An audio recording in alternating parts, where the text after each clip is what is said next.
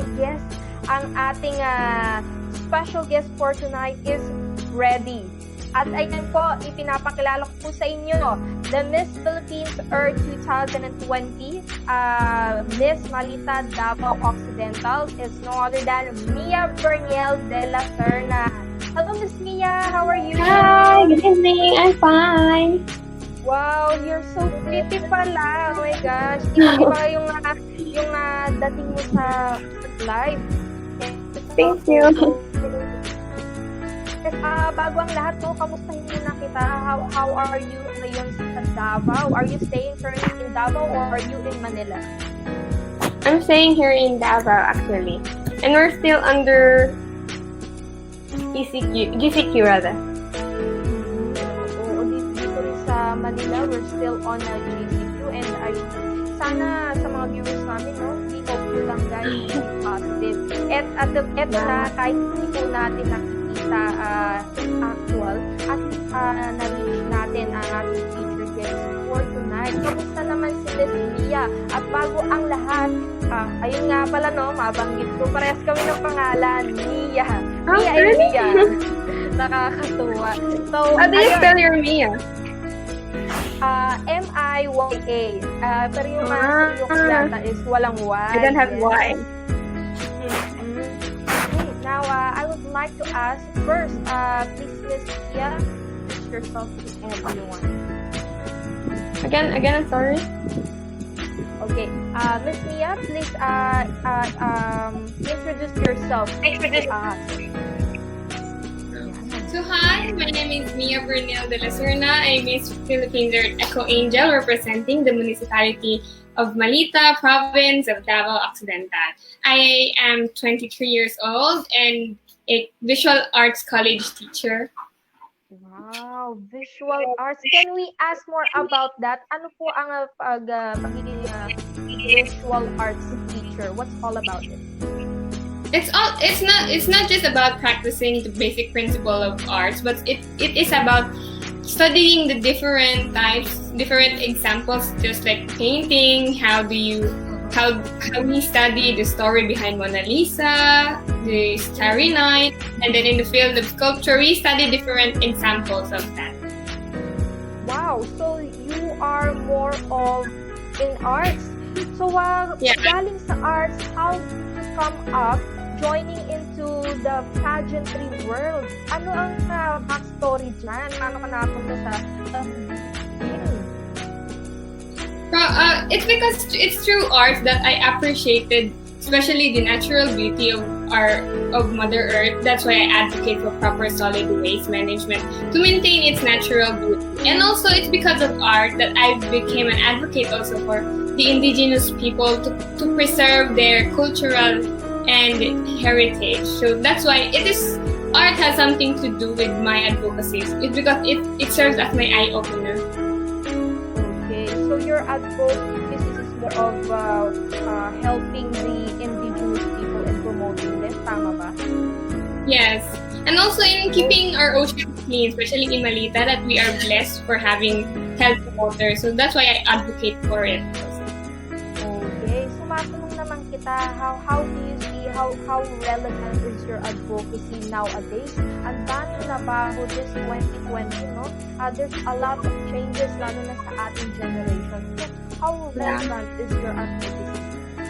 Since my advocacy is proper solid waste management, so it's very relevant, especially now that we are just staying at home and our consumption of single use of plastic is that high. So we have to treat our own garbages at home. So we have to start the discipline on our respective household. It's because if we do not control our own waste, then there's a bigger possibility that it would reach our ocean. Then it would affect the biodiversity in life.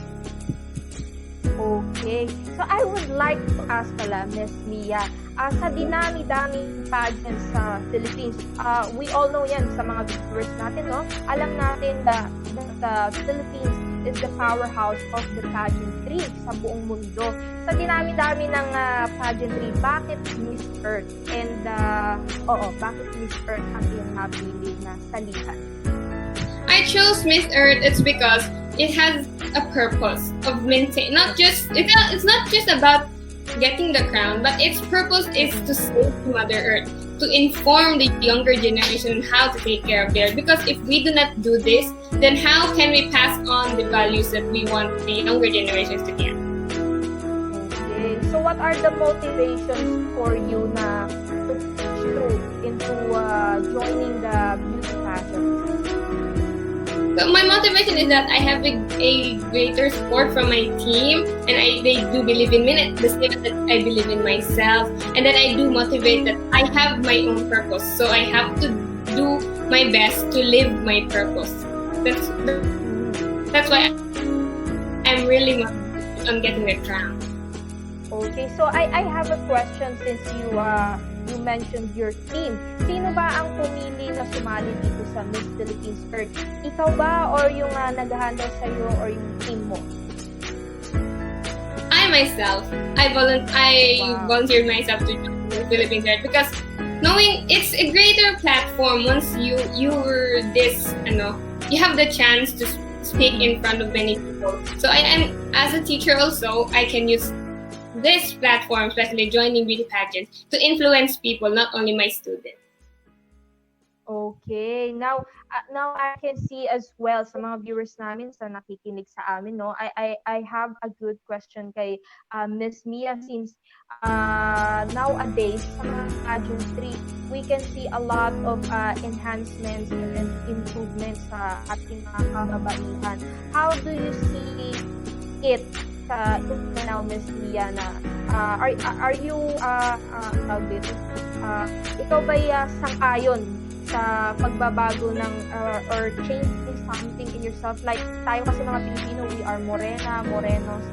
Are you okay with that as well? Like you're using glutathione para whiten skin? Dahil I think meron tayong tinatawag na beauty standard dito sa Philippines, no? Ano masasabi mo doon? At ikaw ba'y sang-ayon sa mga ganung klaseng pag-iisip or type of thinking natin mga kapwa Pinoy? Especially na nasa pageantry.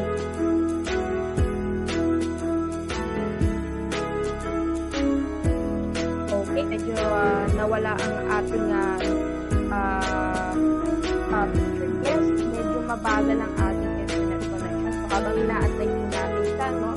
Yan, sa mga viewers natin, ito po ang inyong pagkakataon na napanood ang isa sa mga contenders for the Miss Philippines Earth 2020, and our featured guest for tonight is representing Malita, Davao Occidental. Ayan, no, mga kamusta po dyan sa Mindanao? How are you guys? Sa mga nakakapanood sa amin ngayong gabi, thank you so much at kayo napadaan. Okay, kamusta na kaya si Miss Mia? Medyo bumaga ng kanyang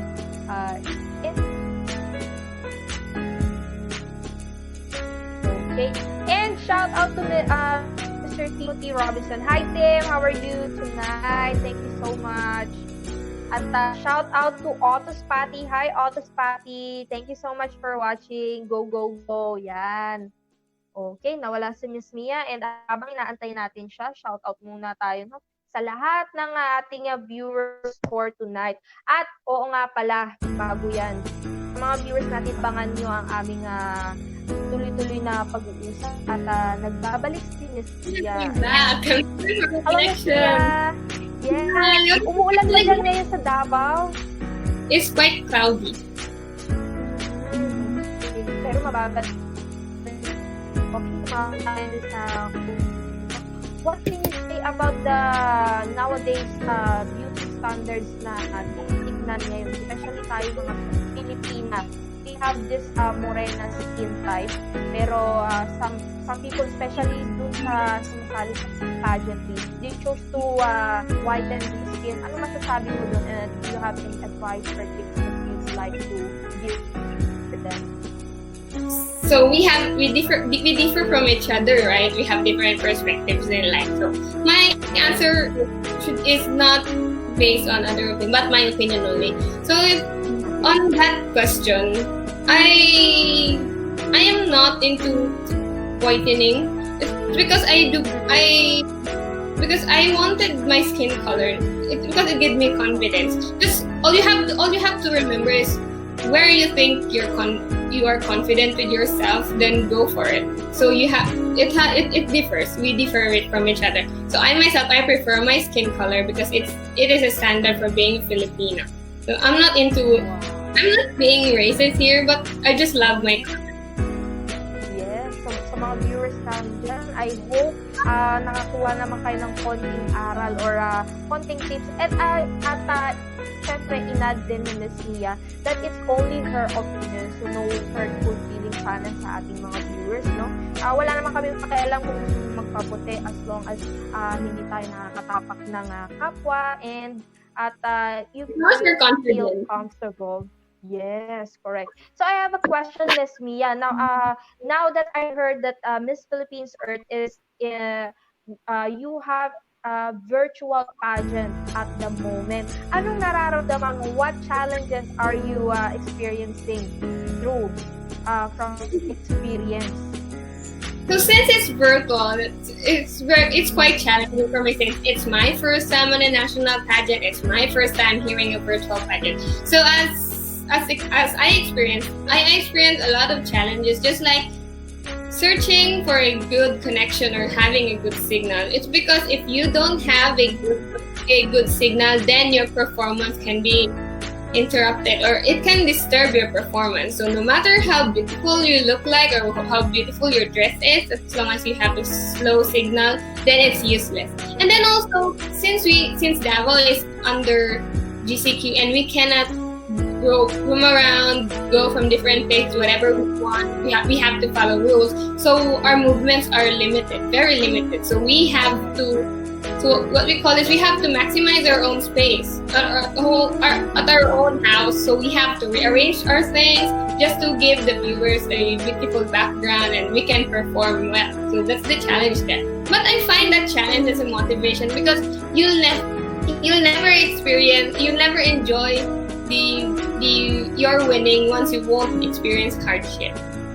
Okay. Have you ever tried to join other pageants before you came into Miss Philippines Earth?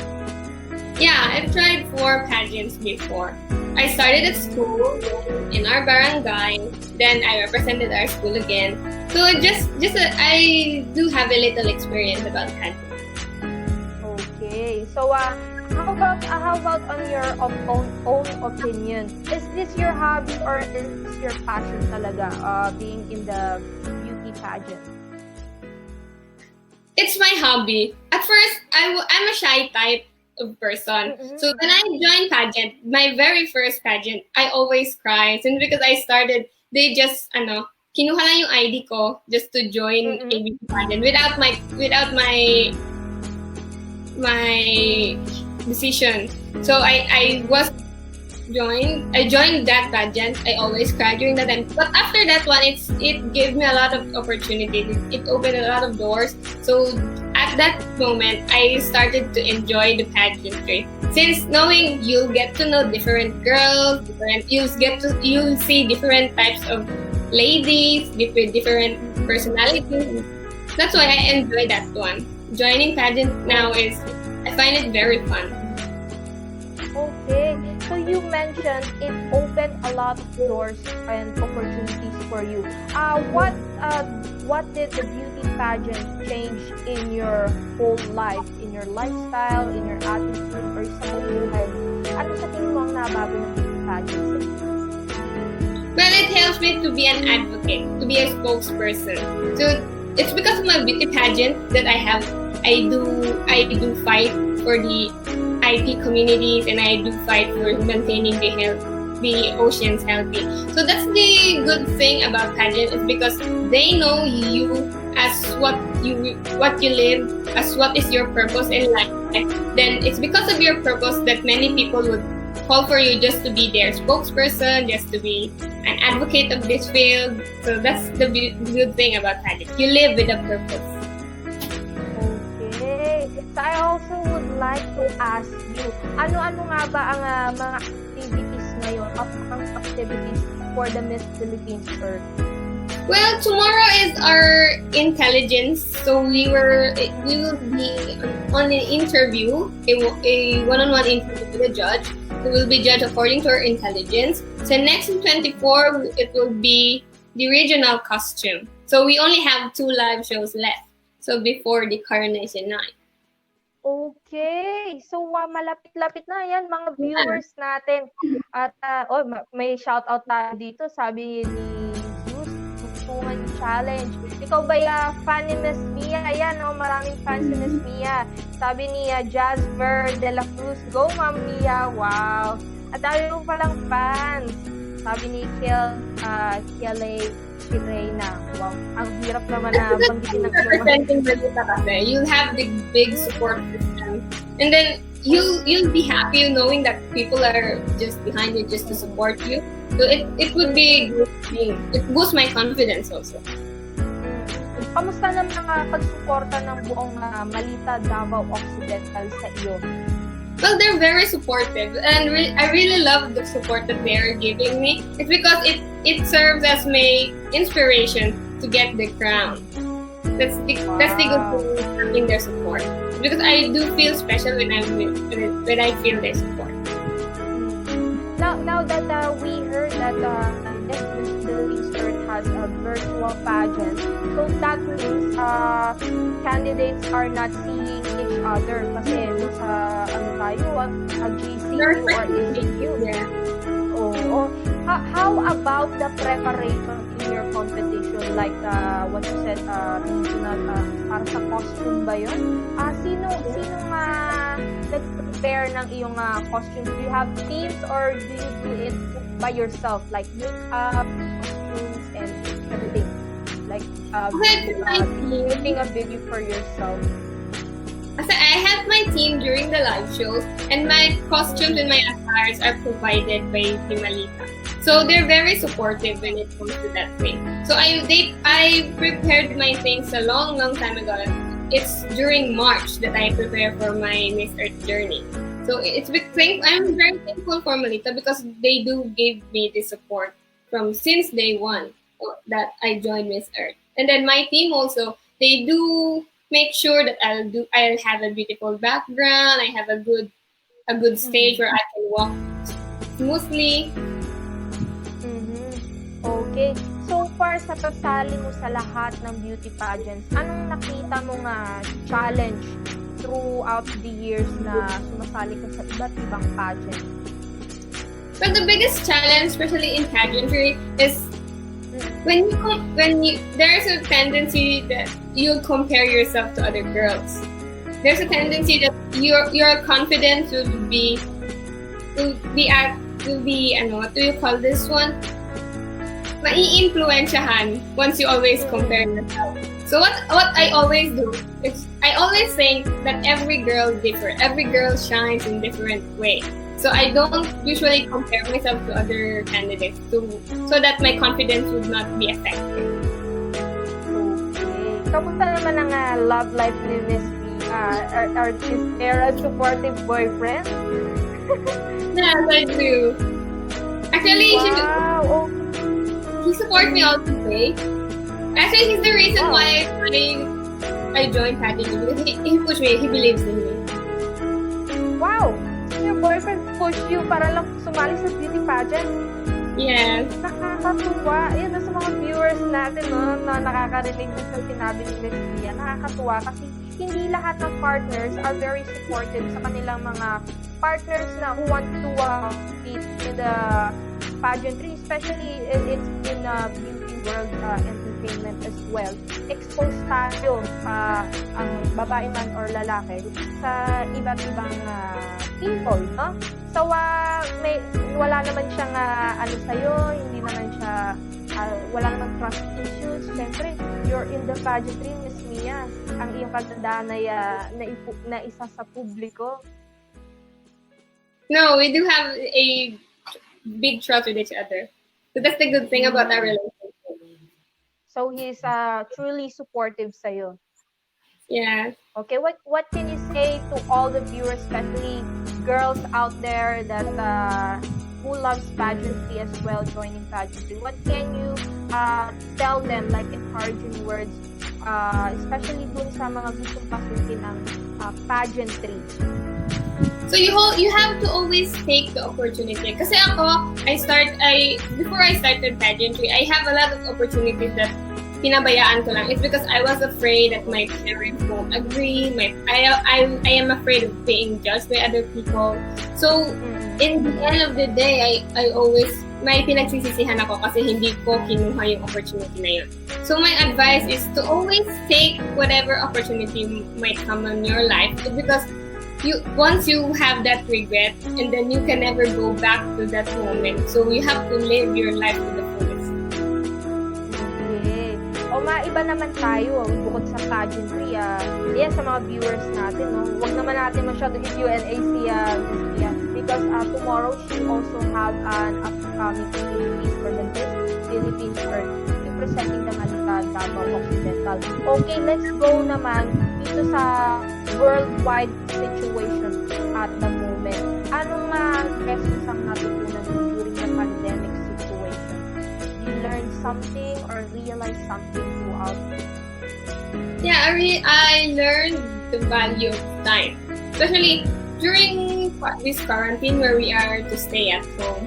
I realized that kasi during yung wala pang quarantine, mostly, especially me, hindi ako masyadong nasa bahay.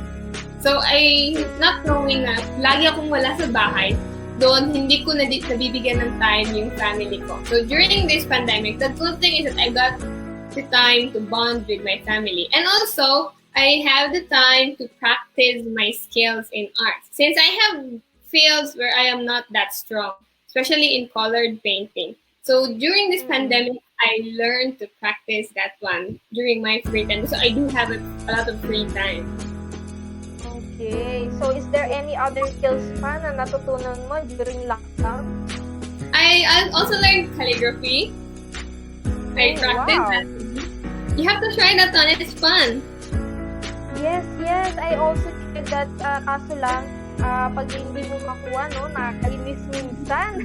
Pero napakaganda, especially pag nanonood ng videos about arts and calligraphy, yan, yung mga colored paintings. Nakakatuwa naman na one of the contenders sa Miss Philippines Earth loves the art. Bihira kasi din sa mga nagpa-pageant na beauty queens, ang marinig ko yung they have really this passion into arts, like what you are telling us right now.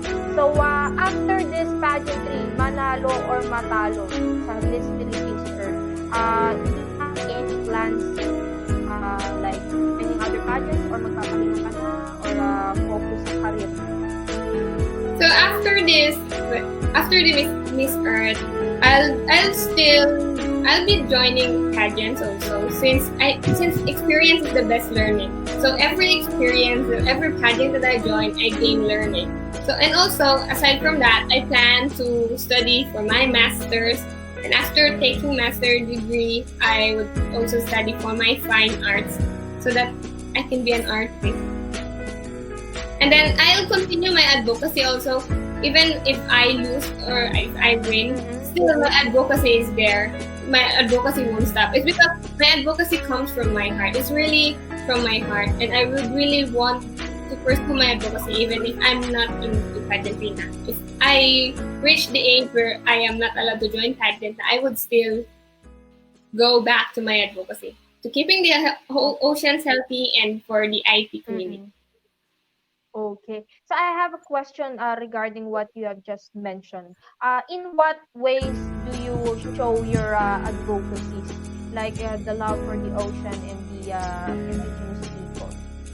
So, since I'm a teacher, my way is to introduce my advocacy to my learners, to guide them. And then also I do plan to, since I have this organization that I have in the Davao City National High School, I plan to help the students there to give school supplies at maybe next year at the start of their class. And then also in our room, I always teach my students to do the proper waste segregation. So I want them to start even from the school.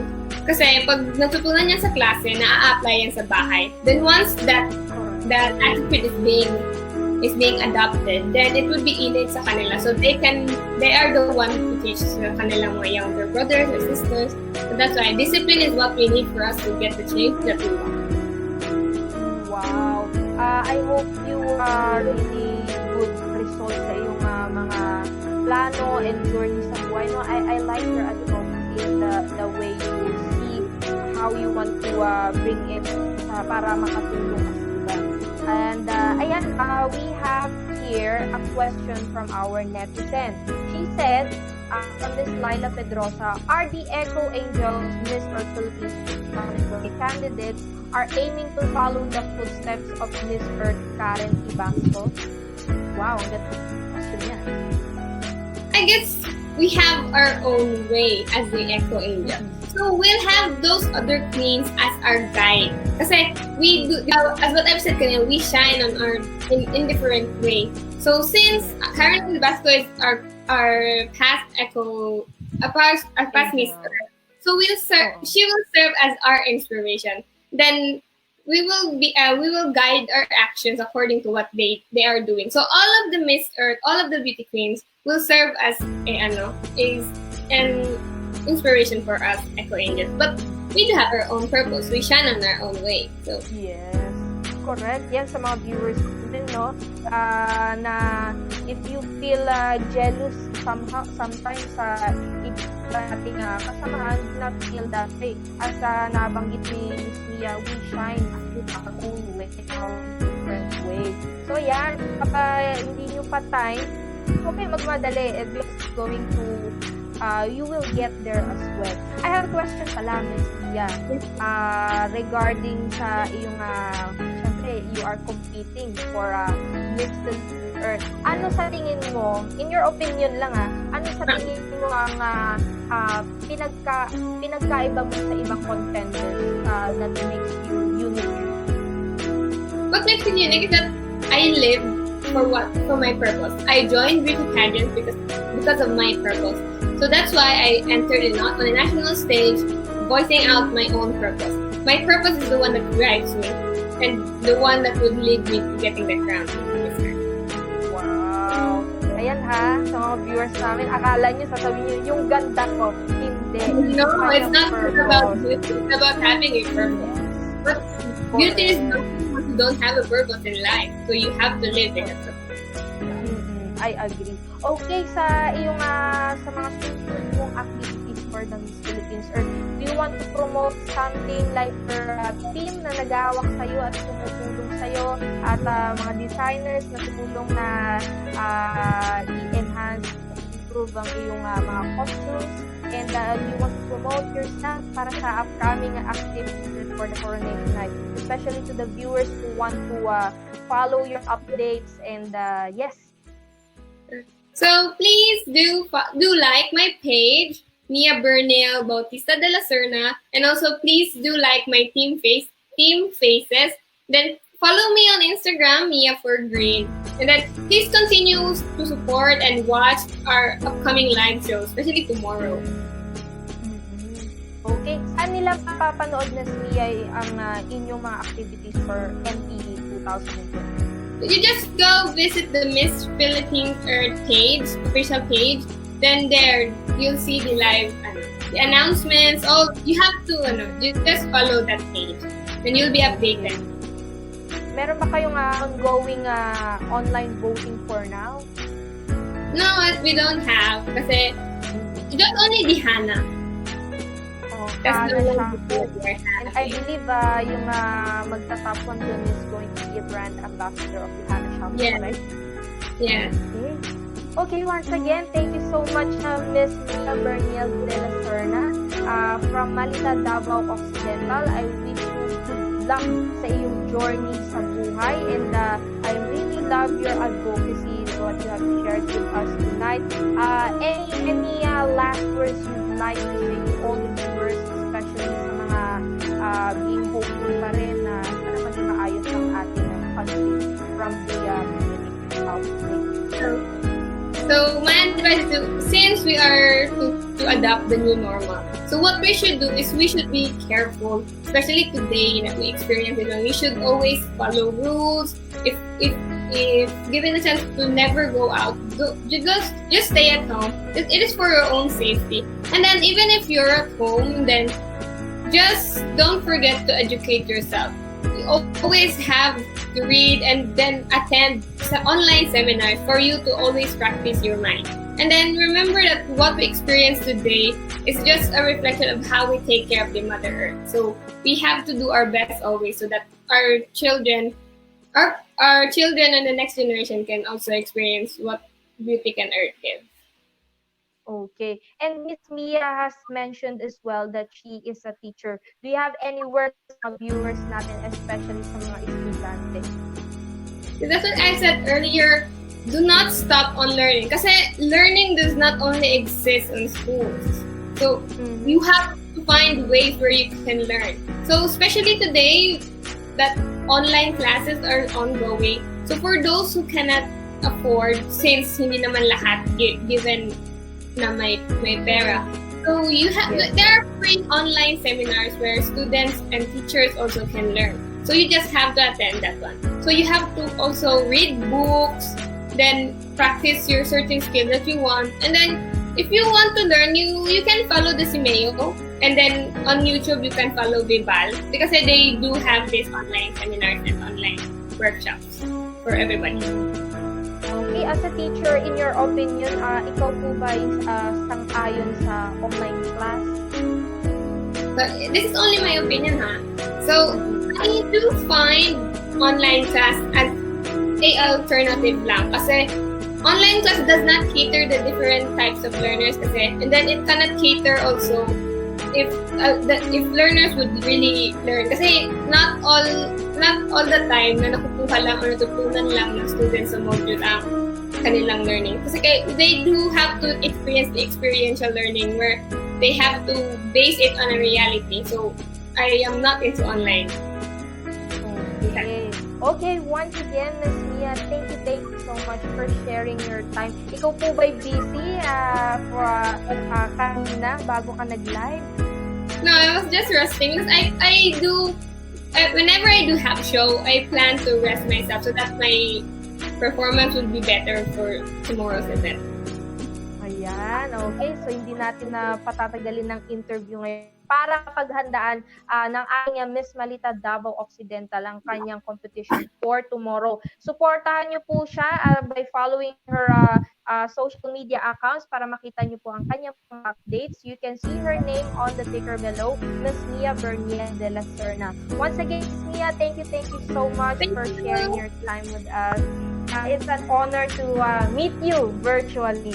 And good luck sa iyong journey, and I hope makita ka namin sa international stage someday representing the Philippines. Yes. I would love. Okay. Yes. Okay, thank you so much and bye, Miss Mia, and good luck para bukas. Yes. Okay. Bye. Thank you.